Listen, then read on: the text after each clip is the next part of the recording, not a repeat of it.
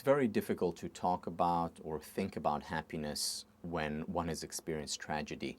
Um, in fact, when people actually break down, when they give themselves the permission to be human, whether it's by crying or sharing their emotions with others, when they break down, they're actually much more likely to get over their tragedy.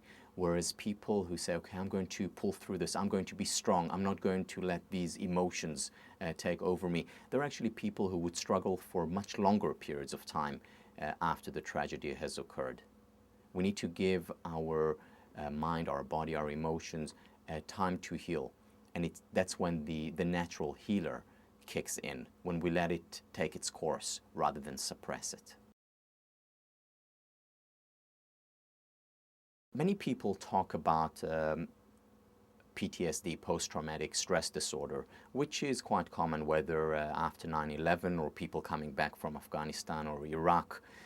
However, very few people talk about post-traumatic growth, which potentially is more common than PTSD. Post-traumatic growth comes about when we give ourselves the permission to be human, when we allow ourselves to experience the emotions. It comes when we interpret or reinterpret the event and actively look for a meaning in what had just happened to us.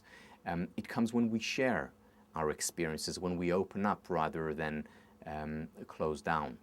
So it is possible to experience post-traumatic growth. It's possible for many more people who have gone through trauma, who have gone through difficult experiences, to experience growth as a result. And this is the power of positive psychology, of research, because what psychologists know today is what we can do, what we can actively do to experience more growth following hardship.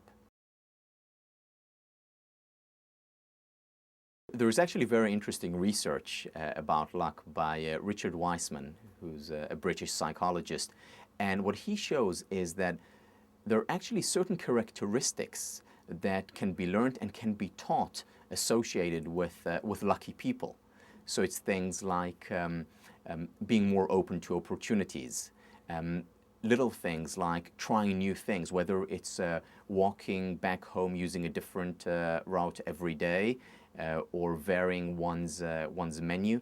And it's also people who believe in luck who end up having more luck. So he created a luck school, teaching people how to become luckier. And it works. The ultimate currency is happiness. It's the end toward which all others... the ultimate currency is happiness. It's the end, in the words of Aristotle, toward which all other goals lead. Why do we want to be successful? Because we believe that it will make us happier. Why do we want more money? Because we believe that it would make us happier.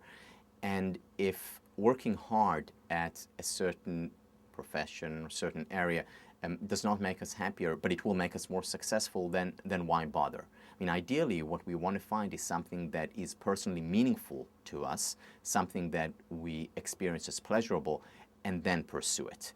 And then we can have the best of both worlds. We can be successful as well as happy.